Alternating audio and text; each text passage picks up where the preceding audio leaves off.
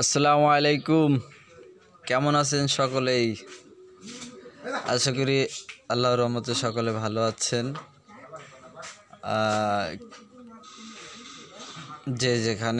যেখান থেকে আমার লাইভটি দেখতেছেন সকলকে রিকোয়েস্ট করব লাইভে যোগ দিতে এবং লাইভটা শেয়ার দিতে।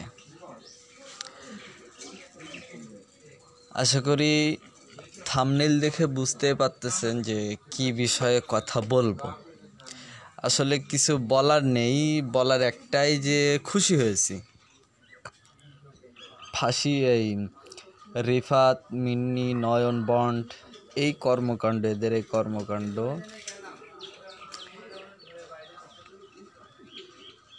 ঘটে গেছে প্রায় 1 বছর।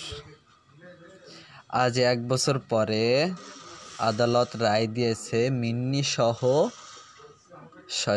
6 জনকে ফাঁসির রায় কার্যকর করেছে।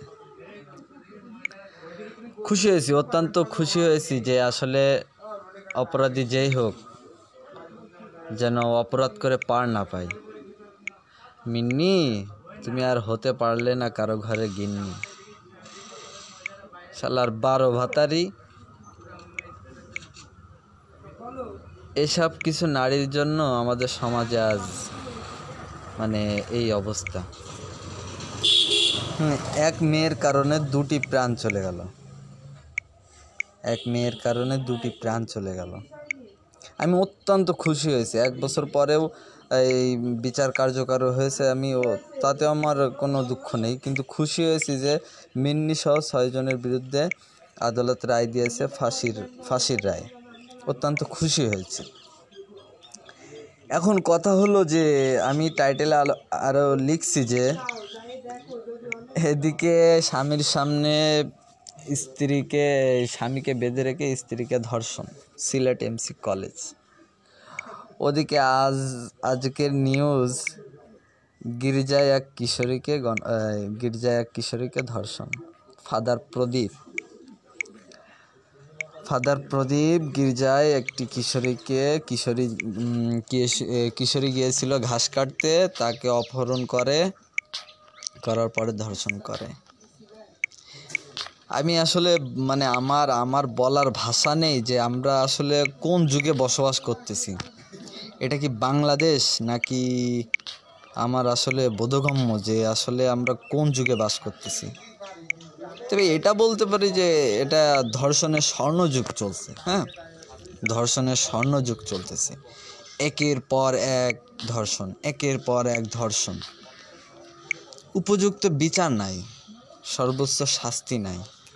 সরকার যদি উপযুক্ত শাস্তি আইন করত, যদি প্রত্যেকটা ধর্ষণের উপযুক্ত শাস্তি মৃত্যুদণ্ড করত, আমার মনে হয় দেশে ধর্ষণ থাকতো না।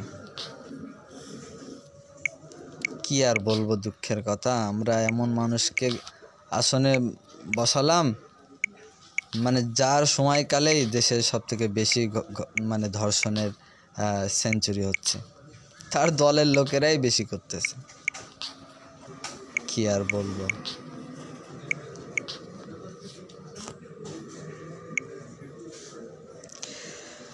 এক বন্ধু লিখেছে, মাবিহা শাহরিন, যা কিছু তো সঠিক বিচার হলো। হ্যাঁ, হয়েছে, কিছুটা সঠিক বিচার হয়েছে, কিন্তু এই 1 বছর পরে আমি বুঝতেছি না। আমি লাইভে আছি দোস্ত।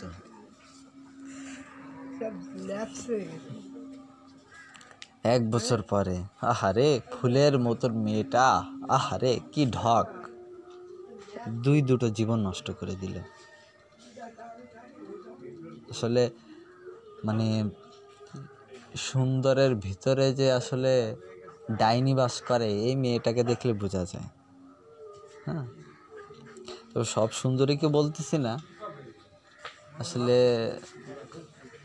তার শুধু চেহারাটাই সুন্দর হয়েছে, মন মানসিকতা কিছু সুন্দর হয়নি। 12 ভাতারি, এদের একটা ভাতারে হয় না। এদের কারণে আজ আমাদের সমাজের এই অবস্থা। ওদিকে গির্জায় কিশোরী ধর্ষণ, এদিকে সিলেট এমসি কলেজে স্বামীর সামনে স্ত্রীকে ধর্ষণ। এমন এক দেশে, বালের এক দেশে বসবাস করি। হ্যাঁ, থুতু আসলে মাটিকে দিতে ইচ্ছা করে না, থুতু এ জাতিকে দেই। প্রচুর পরিমাণ থুতু জমা রয়েছে জাতিকে দেওয়ার জন্য। এই জাতিকে দেওয়ার জন্য প্রচুর পরিমাণ থুতু জমা রেখেছি। এই মাটিকে ভালোবাসি বলে। আর কি বলবো, এমন এক সরকারকে আসন দিলাম যে সরকার ধর্ষকের পৃষ্ঠপোষকতা দেয়, যে সরকার এসব বলিস নি।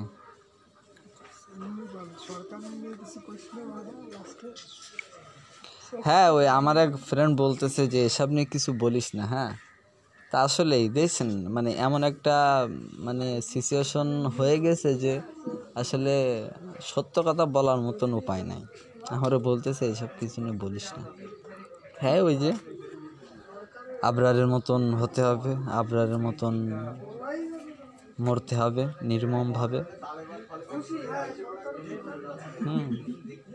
এমন একটা অবস্থা, অন্যায়ের বিরুদ্ধে কথা বললেই বিভিন্ন মামলা হামলা যত রকম আছে টাইটেল লাগিয়ে মামলা করে দেবে, গুম করে দেবে।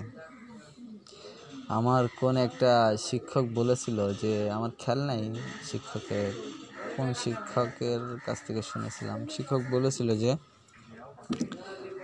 যদি দেশকে ভালোবাসো তবে দেশ থেকে চলে যাও। এই কথাটার মর্ম এখন বুঝি, যে কেন বলেছিল যে দেশকে ভালোবাসলে দেশ থেকে চলে যাও, তবে দেশের জন্য কিছু করতে পারবে। এখন বুঝি আসলে তার কথার অর্থ হলো এই, যে তুমি এ দেশকে ভালোবেসে দেশে থাকবা, তুমি বাঁচতে পারবে না। তুমি দেশকে ভালোবাসো, বিদেশে চলে যাও, সেখান থেকে দেশকে ভালোবাসো, রেমিটেন্স পাঠাও, তাতেই তোমার দেশের প্রতি ভালোবাসা প্রকাশ পাবে। তো যাক,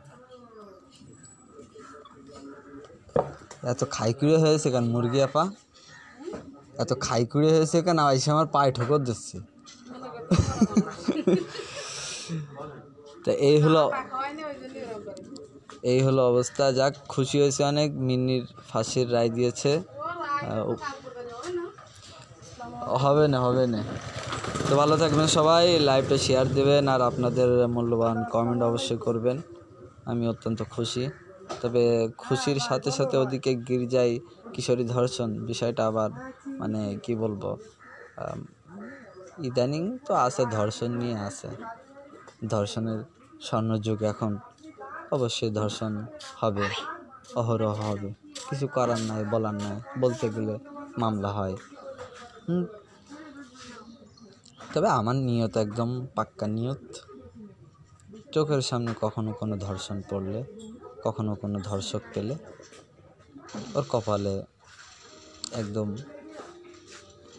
ওর ভাগ্যের শেষ যেটা আছে সেটাই হবে ওর সাথে। তো ভালো থাকবেন সকলেই, সাবধানে থাকবেন, সাবধানে চলাফেরা করবেন, আপুরা সাবধানে চলাফেরা করবেন, সাবধানে থাকবেন। বাইরে যেতে হলে পরিবারের কাউকে নিয়ে যাবেন। ওকে, তো ভালো থাকবেন। আল্লাহ হাফেজ।